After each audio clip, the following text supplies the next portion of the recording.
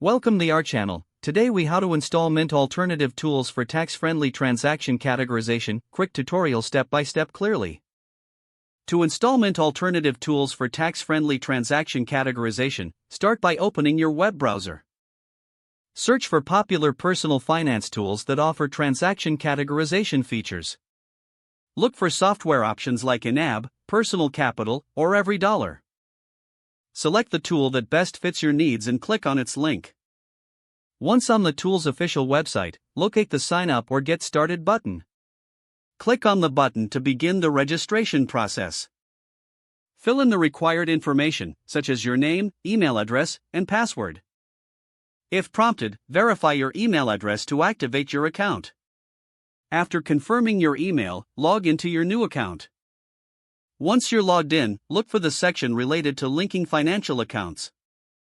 Follow the prompts to securely connect your bank accounts or credit cards. Choose the accounts you want to import transactions from.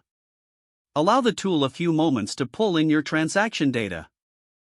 Once your transactions are imported, navigate to the categorization settings. Review the default categories and modify them if necessary to suit your tax requirements. Create any additional categories that might help you track your deductions more effectively.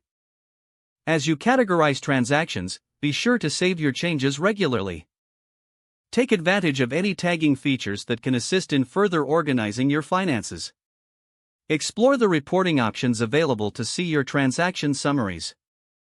Use these insights to prepare for tax season and track any deductible expenses throughout the year. Regularly check in on your categorized transactions to ensure accuracy and consistency. By following these steps, you'll have a tax-friendly categorization setup for your financial transactions.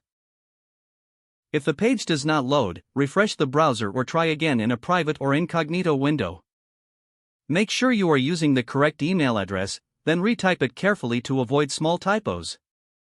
If your password is not accepted, use the reset option and create a new strong password you can remember. Check your spam folder for verification or security emails, then complete any requested confirmation steps. Enable two-factor authentication if available to improve account security and reduce unauthorized access risk. After signing in, review your profile details so your contact information and settings are accurate and current. Don't forget to like this video and subscribe to our channel for more step-by-step tech guides.